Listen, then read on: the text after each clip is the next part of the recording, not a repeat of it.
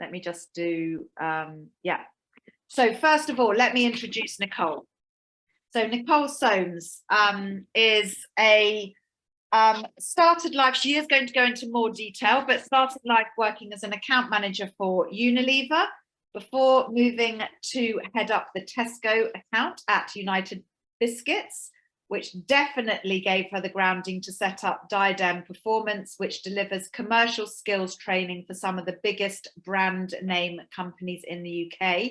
And I have worked alongside Nicole many years ago, so I can personally testify to her expertise and skill, not only as a business owner, but also as a trainer and facilitator. So you really are in for a treat for this next session. So really looking forward to having you here, Nicole, and thank you in advance for the session. But yes, looking forward to your session now. Thank you. Thank you, Jo. And it's lovely to see so many people on this foggy, cold Thursday morning. So, yeah, I suppose my session today is to try and motivate and inspire you and help you cultivate a winning mindset. That's the idea. That's the idea of today's session. And I'm a massive believer in people. I believe people are any organisation, whether it's Unilever's the size of a Unilever or the size of a United Biscuits. I massively believe that the people are the most important asset. Now, I would say that, wouldn't I? Because I'm in the people business, but I really do believe that it's not necessarily your product or your service that is the asset. It's all of you on this workshop today is the asset. So my chosen mission in life is to make sure that I set people up for success so they can be their commercial and their personal best when it matters most. So that's my day job, if you like. And this morning, look, we haven't got very long together. So my challenge is to share with you two things, really. One is some of my experience of setting up I'm an entrepreneur, right? So some of my experience of setting up a business and running a business now for almost 15 years, but also my expertise in training and coaching people every day for a living. So I'm going to try and combine the two things together. And you know, massive part of being a successful entrepreneur, and some of you might be at the very beginning of your journey, and some of you might be a little further on in your journey, is actually to have a winning mindset. Now, the fact that you are already here and you've signed up for this session, it means that you're already on that journey already, which is not to be taken lightly. So it's always, I think, useful to understand, where does an entrepreneur come from, how you arrived, where you've arrived. And so I thought I'd share with you my journey so far and the sort of blood, sweat and tears and the aha moments along the way, so that you know my background and perhaps how I've arrived at being a trainer and an executive coach, and in fact an author as well. I've written 4 books and have just signed myself up for a 5th. Oh, sorry, I didn't mention that, Nicole. That is also a big hands up for writing a book. Any book. Any books. I know people say everyone's got a book in them. Yes, good luck with that. It's quite a challenge. Thank you, Wayne. I can see you clapping. So I actually grew up in a very entrepreneurial background. So my most of my family heritage is in the entrepreneurial space. So I always had that in my idea. I always had the idea that I was going to run my own business. But actually, as I was growing up, I didn't really know in what, and I didn't want to take on my father's business. I wanted to do my own thing. And so I went through school, and I was going through school at the time where women were told, we need more women in science. So I just followed the herd, and I went and did a chemistry degree at university in Manchester. Actually met Joe's sister doing that degree. And I very quickly found out that whilst chemistry was a brilliant degree to do, because it trained my brain to take on a lot of information and research and be able to process it very quickly, I really learned that being in a lab, wearing a lab coat and lab spectacles was not for me.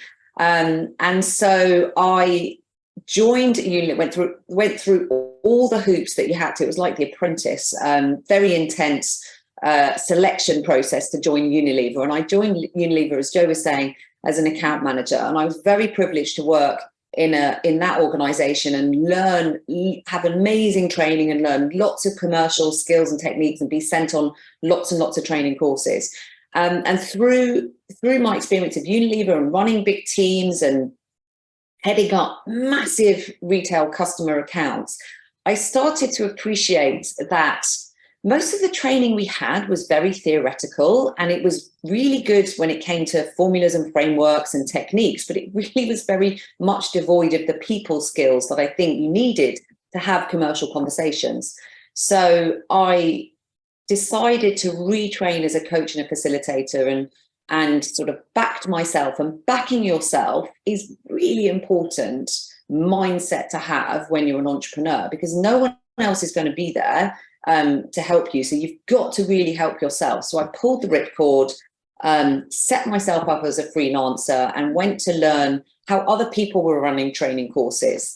And I frankly decided that they were all doing it wrong. So I kind of had that opinion before I started, and was working alongside uninspirational people who were ticking boxes. And I decided that, you know what, people are more important than that, and everyone's different and they deserve better. So I pulled the ripcord again and decided to set up my own practice and provide training and coaching in a way that I thought I would have wanted, and it would have made a difference. And again, I think that's a really interesting insight for you as entrepreneurs, like really to think about your business from the lens of your customer, and really get yourself in their shoes and really think about how they would like to receive your product or your service. So the training that I had, I used to feel like I was either trained by theorists who were very, very clever people, but never sat in front of a customer or a real person, or I was trained by people who had been there, done that, but they actually weren't very good at imparting knowledge, and they weren't very good at training adults. And so I decided to qualify as a coach, learn how to do this thing properly. And I backed myself. And again, it's a little theme here, like you've got to back yourself. And also, I think, invest in yourself ahead of the curve. So I invested in what I thought would be a differentiator for how training and coaching should be delivered. So I qualified as a coach and then built my practice. And I started very small on my own with one course, one program, one client, and I have built the practice from there. I've got a team of 16, 17 people, and we run training and coaching programs literally all over the world, working with sporting businesses to defense organizations to large telcos. And I tell you what, it's absolutely fascinating, and it's very, very vocational. So in the early part, again, another mindset and philosophy of an entrepreneur is that you cannot stand still. You have to have a continuous improvement mindset and be aware and understand how your clients are experiencing your product and your service.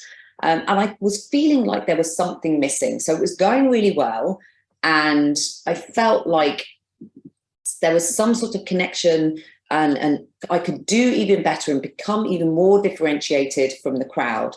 And I found I'm always fascinated by people, and I'm very interested in psychology.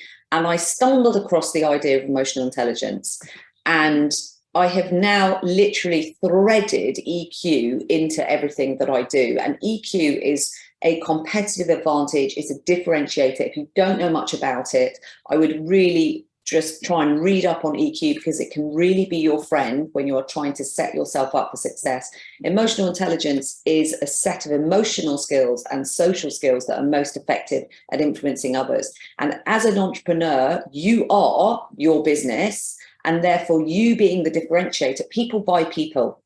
It's a cliche to say that, but cliches are cliches because they're true.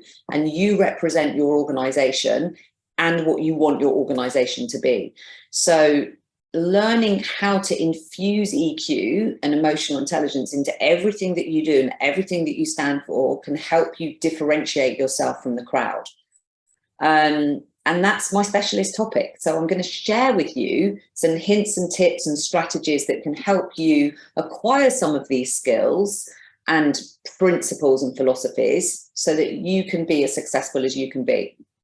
And again, this idea of continuous improvement, continuing to grow, continuing to stretch yourself. In 2017, found myself signing up to writing my first book. I've actually written 4 and have signed up to write my 5th one, which will be coming out later this year.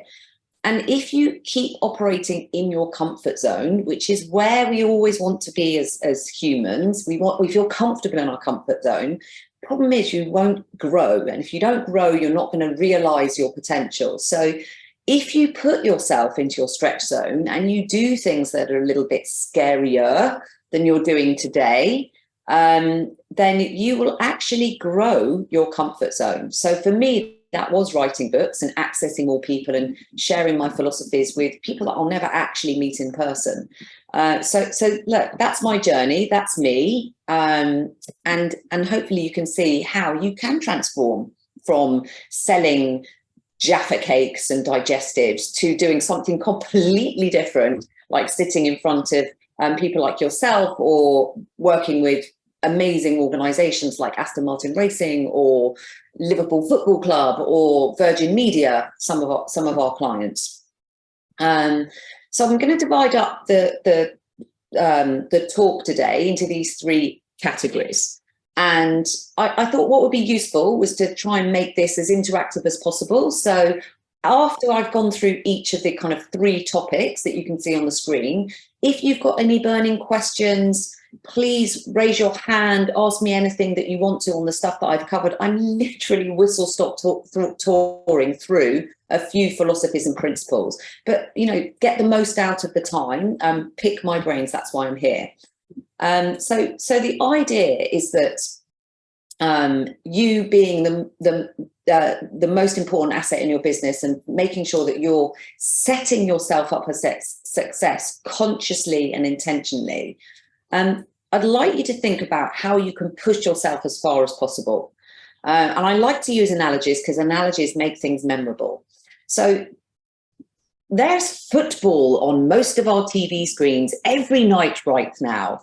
And I'm hugely fascinated by sports psychology. Whether you're a football fan or not a football fan, I'm sure all of you on the screen this morning are fascinated by sport, not necessarily fascinated, but have some sporting interest in some shape or form, whether it is the football or not. But if you think about the football team that's out on the pitch, whichever football team we're talking about, those men have reached the top of their game, right? They've reached the top of their game. How do they get there? They don't get there just through their talent and their skill and their ability. They get there through their mindset and their approach. And it's that stuff that I really want to talk through. So in order for them to be the best version of themselves and to fulfill their dreams, they have to be massively fit for what they're doing. They have to be able to take that fitness, that emotional fitness, that mental fitness, their physical fitness, their nutritional fitness, and then be able to be agile enough to deal with totally different, well, for the football right now, it's a totally different climate for most of them. It's a completely different, I think there's air conditioning being pumped into this open air stadium, which is a bit bizarre for the climate. They've got different audiences to deal with, different referees, different competitors on the pitch every day. They have to be amazingly agile. And then, like the Welsh team, they have to be resilient, right? You cannot win every game. And in business, we want to go far, like our sporting idols and role models, but yet we don't necessarily put as much effort and energy and focus onto being emotionally and physically and commercially fit, or as much emphasis on being ambitious and agile as we really should be, and really sweating all of our assets that we have, and frankly being commercially resilient. The headwinds right now are challenging, and you need to be able to weather the storm. I mean, it's a cliche to say it, but if you're an entrepreneur, it is not a sprint, it is a marathon, and therefore you need to be resilient to stay the distance. So I'm going to divide up and share with you some strategies and philosophies to make sure that you are going as far as you can with your chosen profession, and whether your business is a product or a service, and there definitely are both on the call today.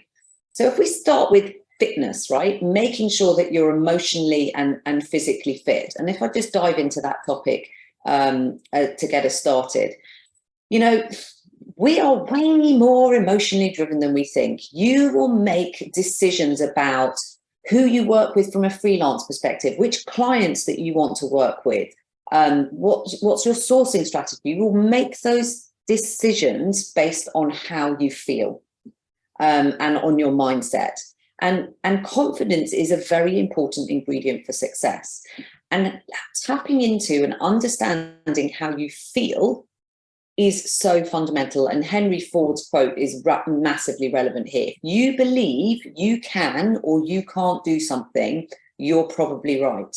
And you really need to, as an entrepreneur, because no one else is going to hold you to account for this stuff, you need to have your finger on your emotional pulse and understand how you're feeling now, how you might be feeling in the future, and wrestle and manage and control that stuff, because it will affect your confidence. And on the screen in front of you, you've got this kind of virtuous circle if you're using it properly, or vicious circle if you don't use and wrestle with your mindset. You know, confidence is everything. Confidence, the more confident you are in your product, in yourself, in your service, in your people, etc., etc., the more confident you are, the more ambitious you will be, and the more you'll ask for, and the more you'll push yourself, and the more you'll challenge yourself. And the more ambitious you are and the more you challenge yourself, the better results you get. It is literally a self-fulfilling prophecy.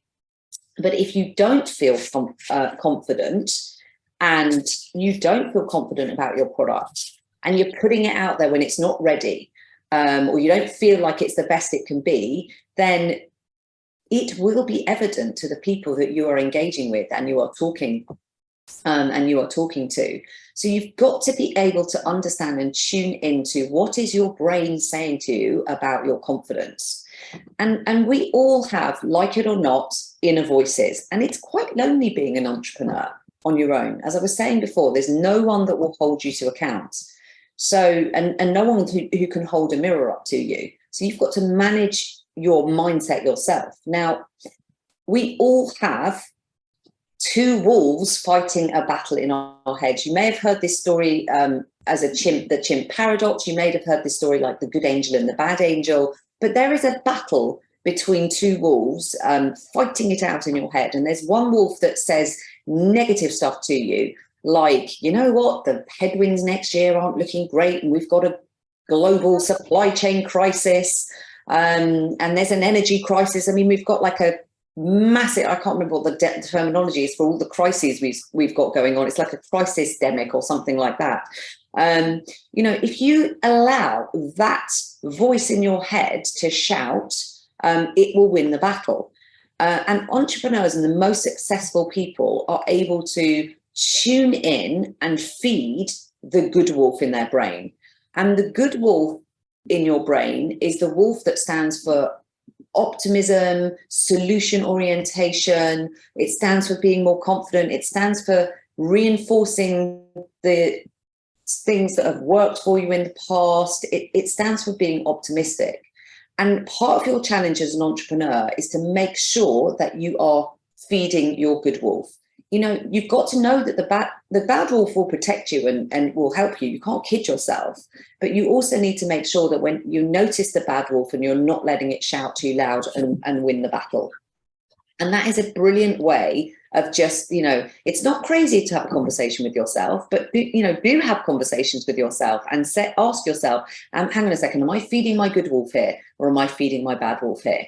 And if you think you're feeding your bad wolf, then you feel like you're feeding your bad wolf, wrestle yourself to the ground, almost do I don't know if anyone's watched Ted Lasso, the Ted Lasso team chat, or the hucker with yourself to big yourself back up again, because there'll be no one to help you do that. So that on its own is a really useful strategy as you are developing your business.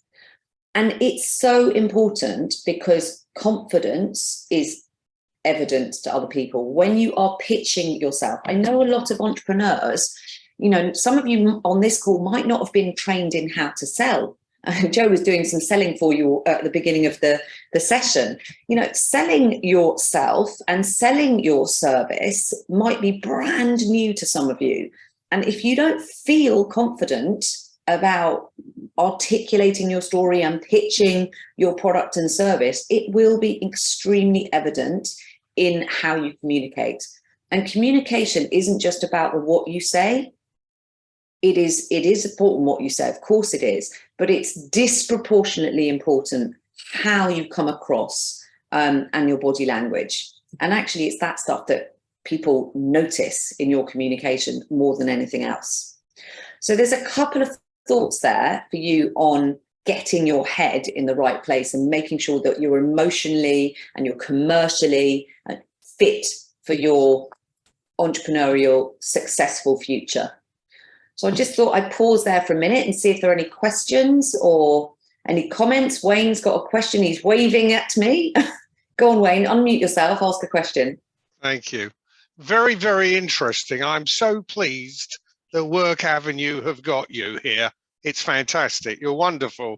And I'm reading your bio on your, I've got to buy some books. I want to know something.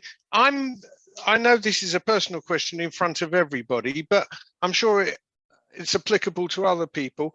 I'm the kind of person who sells emotionally. All right, that's and I've noticed that other successful people, far more successful than I am, you can virtually see their brain working as they answer the question or they ask you a question.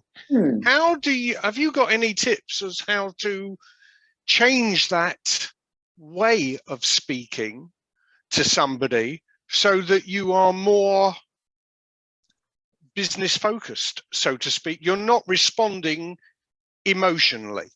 Do you know what I mean? I was just going to ask you, what do you mean by you sell emotionally? Because that could mean a whole heap of different things. The way I sell is I get to know people and I get friendly with them. Okay. And that's generally, as Joe Sadie will tell you, that's generally the way I work. Okay. I get to know people. I'm a people person. And then I introduce my business. Okay. So, I mean, I could spend the whole of the rest of the talk discussing that stuff because it's a massive topic. Yep. So, look, in a nutshell, a couple of things for you to think through. The trick with selling, I don't think you can rely on relationships. Relationships are really important. People matter, right? Relationships matter hugely. But no one's got time these days. So you need to be really succinct. And the real trick with selling is to make it really easy for your customer to say yes by emotionally and commercially motivating them. And people need to understand what's in it for them, right? They need to understand what's in it. How is your product or your service going to help them personally and financially? And that is the trick. And don't overcomplicate it. And look, different styles will respond, different personality styles will respond better to relationship selling and emotional selling and getting on with people, and some really not respond well. And you have to be able to recognize, respect, and respond differently to different personality traits and styles. So I think people do buy from people, and people buy from people that are like them, and that in itself is emotional intelligence. But don't be only relying on the relationship. People haven't got time. Okay, I like that. Recognize, respect, and respond. That's a good one to remember. Thank you. And if you want more stuff on that, if you want more insights and more help, one of my books, the influence book, talks exactly about how do you sell in an influence, how do you influence people, not in a sort of ethereal way, but in a very practical, how do I pitch my ask to them and make it easy for them to say yes? So that will really help you in a very practical, focused way. Thank you. And that's also helped me now because I know which book to buy. There you go. See what happens when you ask a question? You get a good answer. So perfect. Well, go on. Dawn, you've got, is that Lawn? It's Lawn, that's correct. So the thing about confidence is, I'll work backwards. My value is authenticity.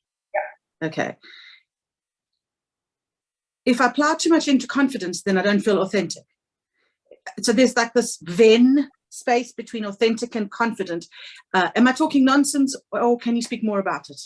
Okay, you're absolutely not talking nonsense. And confidence is authenticity, and authenticity is confidence, right? So people that, and sometimes people misunderstand that confidence is jazz hands and bravado. Where have you gone? Someone's just joined. There you are. People sometimes misunderstand that it's like bravado and it's outward confidence. That's not the case, right? True confidence is actually feeling competent, feeling like you know what you're talking about, feeling like you can be comfortable, you know, you like the person you are, which is the authenticity piece, and feeling that you can, that you back yourself and you feel comfortable in your own skin. So reserved people can be confident about inner confidence. Reserved people can be confident. And the more accepting you are of yourself, the more likely you are to present the real you. And people want to know the real you so that they can connect with you. So the thing is, you've got to, I massively don't believe in faking it till you make it, because people see through that. So they want to buy from people, that they buy your confidence, they buy what you're saying based on being credible and being articulate and all of that good stuff. And preparation massively helps to project the right level of confidence, but it's always situational. It needs to be flexed to the different styles and the different types of situations you find yourself in. So it's a big topic, and the opposite of confidence is imposter syndrome. And I think imposter syndrome is something that affects a lot of entrepreneurs, which is why I put in the feed your good wolf and train your brain to see the positives, right? Be aware of the negatives, but train your brain to see the positives by finding the evidence as to why you should feel competent in your chosen expertise. You wouldn't have backed yourself to even be on this call if you didn't have a really good idea. And all of us are flawed, right? None of us are perfect. And I'm sure every single one of you's concept and product and service that you are taking to market is not 100% perfect. And if it is now, you can still improve it in the future. Because the minute you stand still, the more likely you are to go backwards. Okay, right, conscious of time. One more, any more thoughts? Otherwise, I'll move on to the next. We have had somebody say, what organisation do you recommend to train as a coach? Me. I would say that. It depends. Look, it massively depends on what you want coaching on. I think there's like loads of coaches out there. I think the really important thing with coaching is you have to work with somebody that you feel like you can get on with and that you respect. They don't have to be just like you. They don't need to necessarily have expertise in your industry. It's completely depends on your specific need. It's very personal coaching. And it also depends what you mean by coaching, because sometimes people say coaching when they mean training, and sometimes they say training when they mean mentoring, and there's lots of different types of support and help that you can get. So are there any more questions, Jo? Shall I? We can carry on for the moment. Thanks, Nicole. So look, we've talked about fitness, we've talked about understanding, having your finger on your emotional pulse. I think it's also really important that you are resourceful and you're agile, and you are making sure that you use your time and your expertise resourcefully and in a smart way. I'm sure all of you could work 24 hours a day, 7 days a week, and never feel like you've been done enough, right? The in tray is always full. So I think it's really important that you find time to do both of the styles of tasks that are up on the screen, right? There are different, as an entrepreneur, you probably need to be the post person, be the office manager, be the supply chain expert, be procurement, be the sales team, be marketing, be able to do SEO, optimization, social medias. You have to do everything. And so there is a difference, though, between the complicated, easy tasks that you have to do and the simply hard tasks. And when we are not as in control as we could be, our brains like to do what's easy. And because we don't like to be, you know, that's what human nature is, to do what's easy.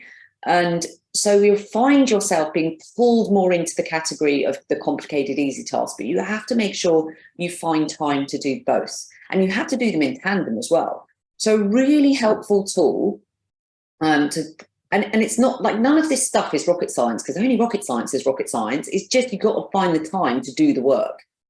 Just like the athletes do and the sporting professionals, they are very, very disciplined and rigorous about how they use their time and their resource. Now, you have to be able to, in a very ruthless way, divide up your to-do list, right? So I'm sure lots of you on the call today have long lists of things to do. And it's very easy and complicated easy to write a to-do list, but it's simply hard to actually stop, find the time and think about, hang on a second, how am I using my resource, and am I using it effectively? And so a great way of thinking about it is divide up all of your tasks that you have to do into these 4 categories. And the way you divide them up is by thinking about, in a consistent way, well, and so therefore you have to define, well, what do I mean by highly urgent, and what do I mean by low urgency? And what do I mean by low importance, and what do I mean by high importance? And when you plot those different tasks on this axis, on the different axes, you can see that you end up with these 4 categories. Do it now, delegate it, drop it, or delay it.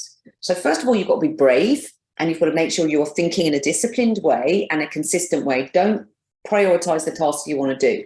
Easiest box to fill in on there is the do box. That's the easy one. And most people struggle to fill in the delegate, delay, drop box. And I expect the main root cause that it's harder to fill in the delegate, delay, drop box is because usually those involve a conversation with other people. And because they involve a conversation with other people, they start, because anything to do with people is messy, because they involve a conversation with other people, we tend to put it off. And you cannot do everything on your own as an entrepreneur. You have to, I think, to be successful, you've got to pay it forward. You've got to invest ahead of the curve. And I think the art of delegation is to really be disciplined and really think about what is the thing that only I can do. And then be brave and outsource everything else. And outsourcing doesn't mean dropping the responsibility for. It means that you are delegating tasks to people that can take care of that stuff for you, and let them take care of that stuff for you. Pay it forward, invest ahead of the curve, and outsource everything that can be outsourced. And it's not a weakness, I think, to ask for help, right? And I'll talk a bit more about that later. Think about who are the people, who are the relationships that I've got in my network that are strongest to be able to lean on to ask for help. Delegate. Okay, go on, Joe, you've got your hand up. Yeah, I mean, I would also say, which I talked to somebody about yesterday, you know, is you have to spend time working on the business. Yes. Really easy, you know, you, Nicole, to write the book or do the training, but you also have to work on the business. So then you can decide what to delegate, or what you can do. So it's that kind of strategic thinking as well. And so many people don't spend enough time working on the business. So in our last session, Ricky and Benjamin said, spend some time each week capturing your expenses, chasing for invoices. You know, unless you're going to get somebody to do it for you, you've got to spend some time doing that each week. Yeah, and I've sort of lived my entrepreneurial lifetime with the principle, and it might be different for different businesses, but I've always had this idea that you should be, as like the leader of the team, I need to be 20% on it, 80% on it, 20% in it, and then sometimes I flip that over the other way. But I also have learned that if you do not fill your pipeline, it will not fill itself. And selling is not straightforward, and it is predictably unpredictable, and it is a numbers game.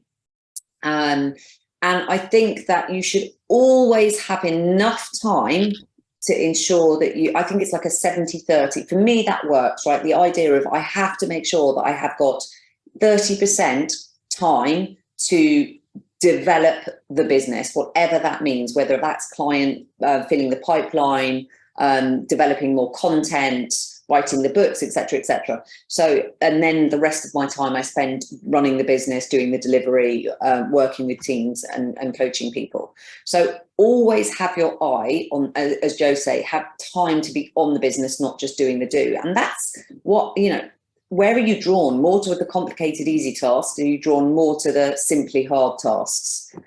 And you can't do everything, right? You have to delegate. And when it comes to the simply hard tasks, it's very, they by nature are hard.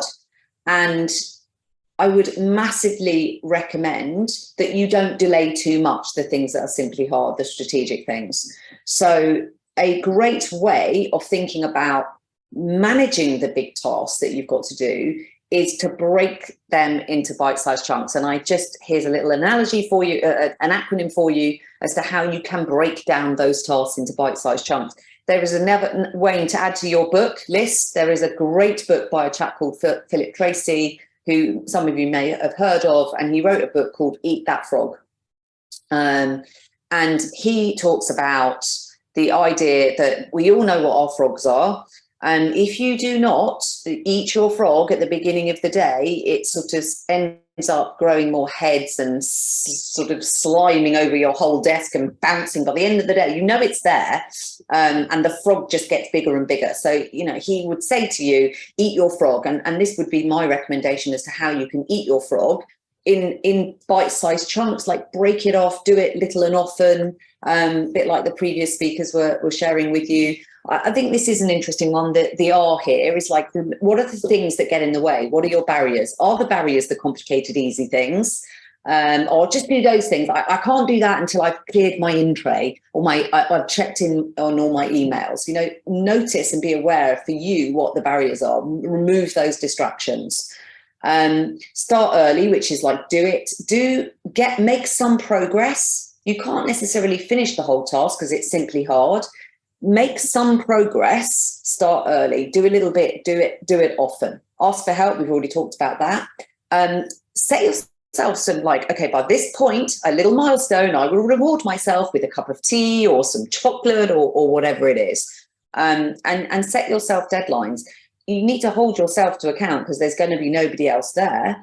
Set yourself realistic stretching deadlines so you feel like you're making progress. So yeah, I think that's the sort of A part of the acronyms. We've talked about getting your head in the right place, being commercially fit, and then make sure that you're spending time doing both types of tasks, so simply hard tasks and the complicated, easy stuff. And the more you do that, the more knowledge you will have, the more confident you will feel, the more ambitious you will be. And that way you can help sort of stimulate growth for your business and scale. So that's sort of a few thoughts around ambition. Are there any questions before I move on to the last part, which is on resilience? Any questions in the chat box, Joe? No, apart from that was awesome. Any questions, anybody?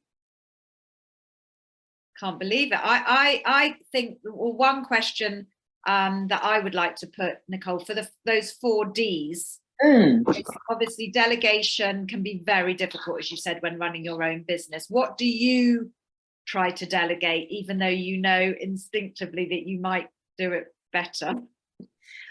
I try and delegate absolutely everything, and then what I end up with is what I end up with. So, and I delegate, and then they bounce back again. So, and you might remember those days, Jo. So, look, I've learned to play to my team's strengths. So, for example, I will delegate writing content. I know the people that can write content. I'll get them to do it 80% of the way there, and then they check in with me, and I finish it off. So I delegate as much as I can to my husband.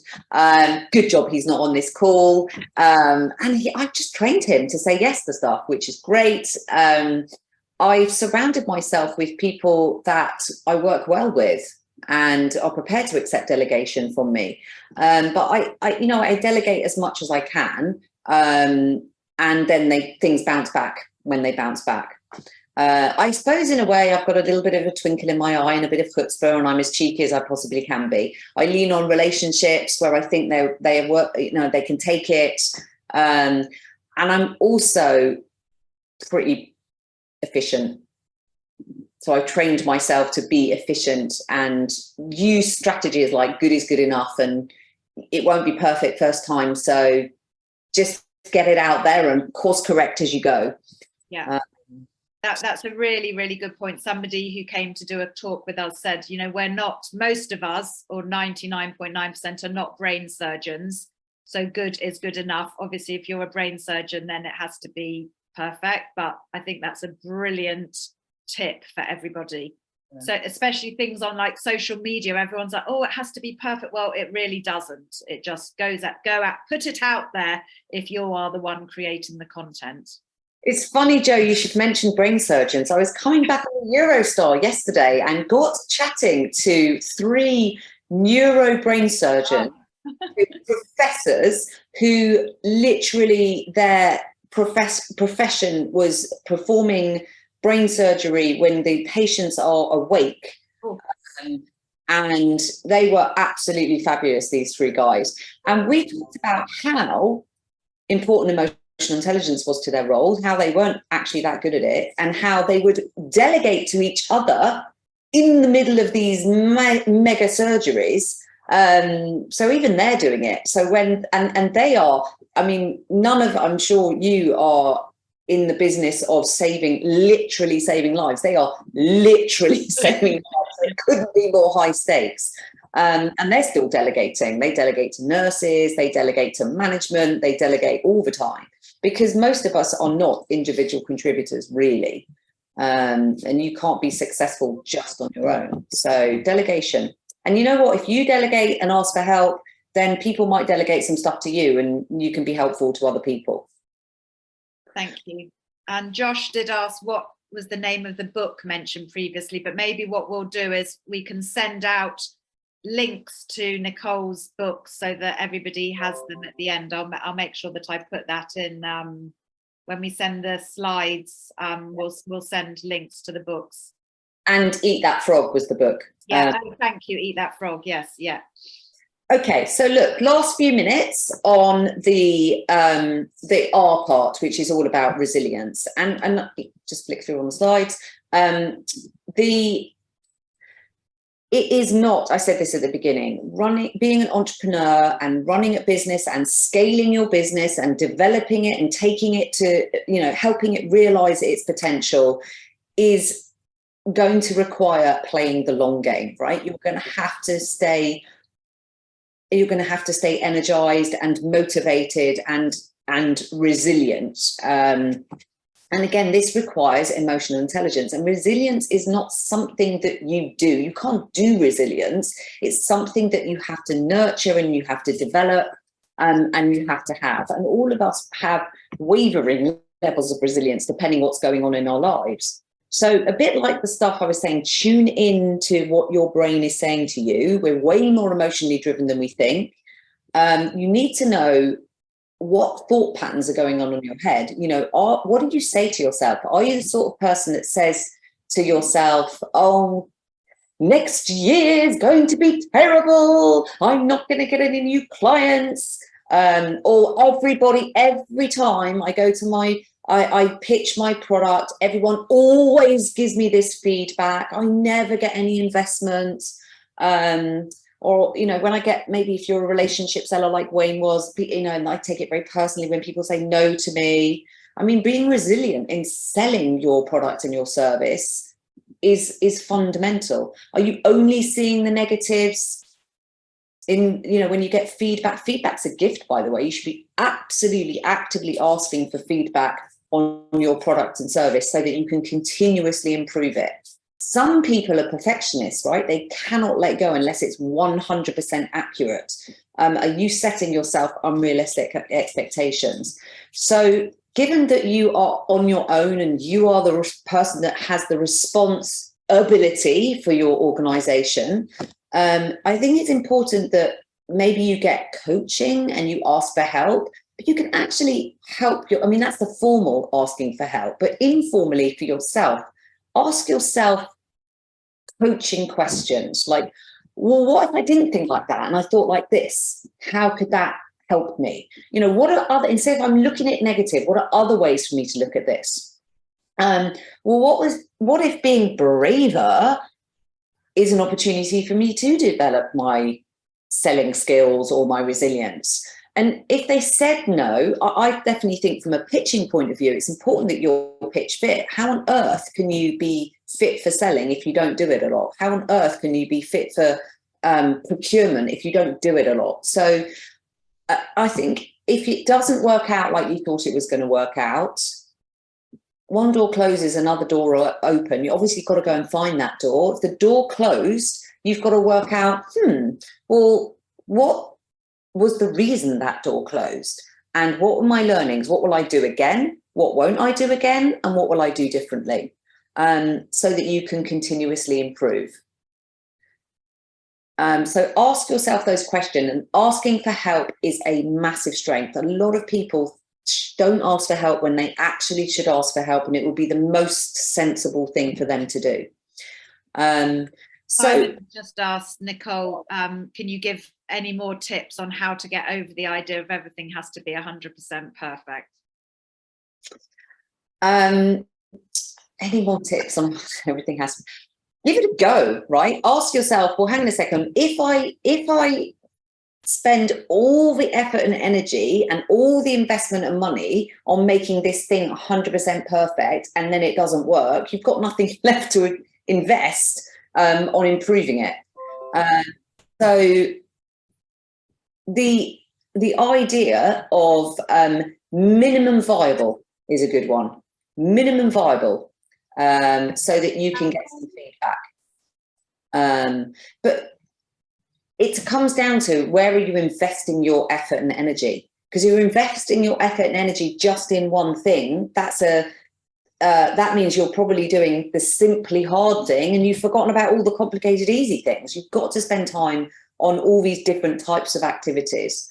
If you cut the grass and you spent time making sure that it was like absolutely perfect, it's just not a good use of your resource and your energy. So nothing is perfect. We are, like all humans, all things are flawed diamonds. Even the most expensive diamond in the world has flaws. There's no perfect diamond. Nothing is perfect. So just remind yourself of that. I'm sure you've got lots of examples in your own life of things that aren't perfect, and you live with them. So try and find examples that resonate for you, that will help you change that belief. Look for evidence to change the belief. I hope that helps answer that question for you, Simon. Look, a lot of the stuff that I've talked about is super, super easy in theory, right? It's super easy to go, yes, I will do myself a 4Ds. I'm going to write myself a list and I'm going to structure it in a different way. And you might do it once because you feel really motivated and inspired after this session. And then you forget to do it again because you're human. So look, whatever you've taken away from our chat this morning, these things are easy when you sit on a formal session like this and you're really thinking about it. But and it might not just be stuff that you've taken away from this hour that you spent with me. It might be stuff that you've taken away from other talks.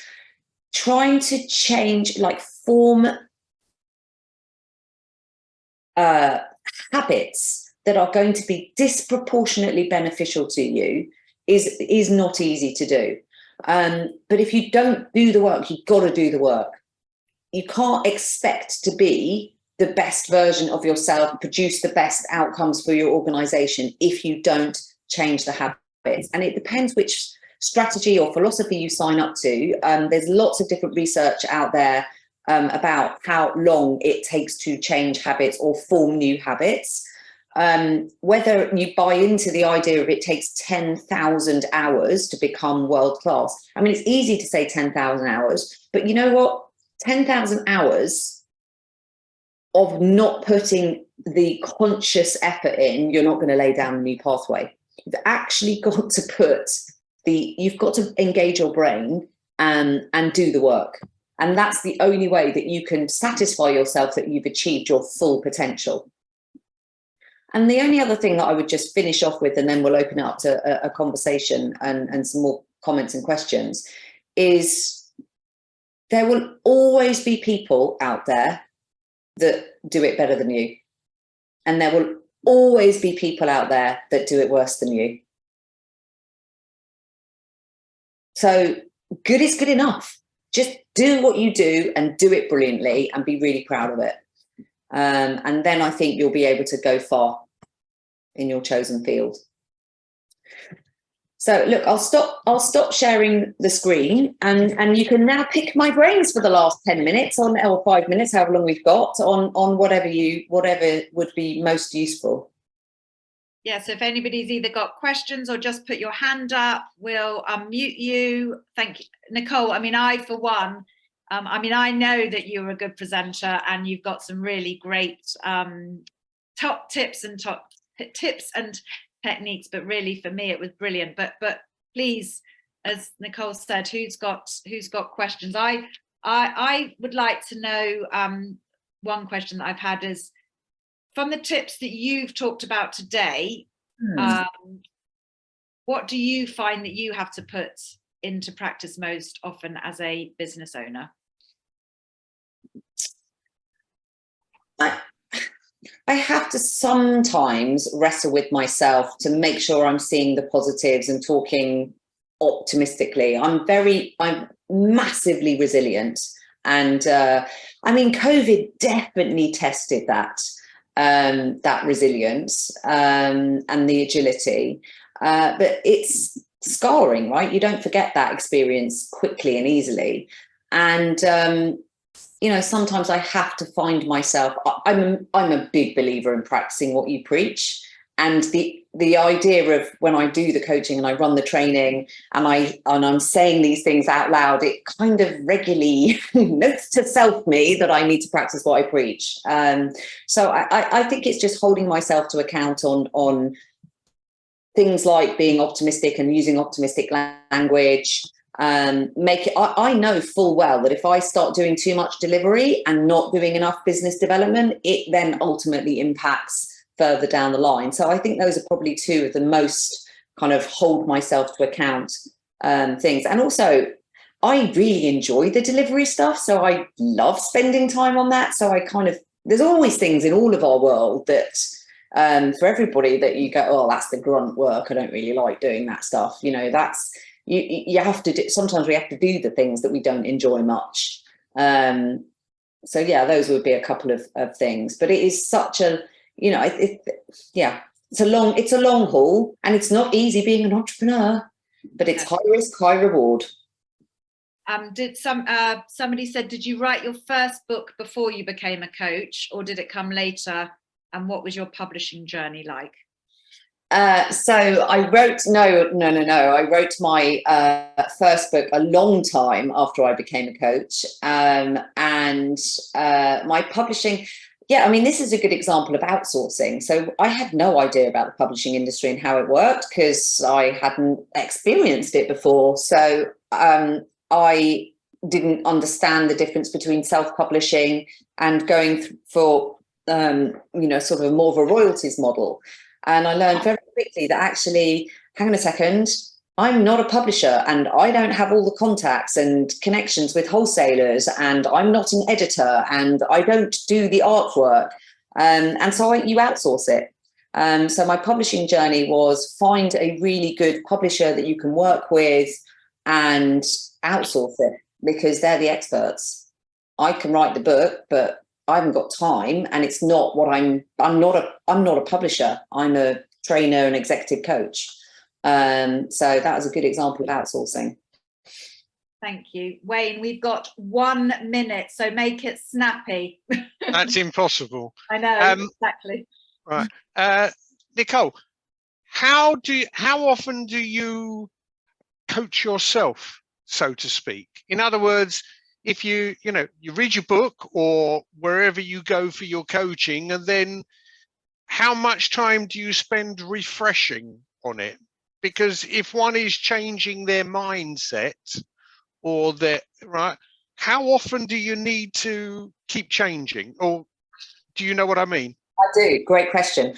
Well, I work with a team of coaches, so we're constantly doing this stuff.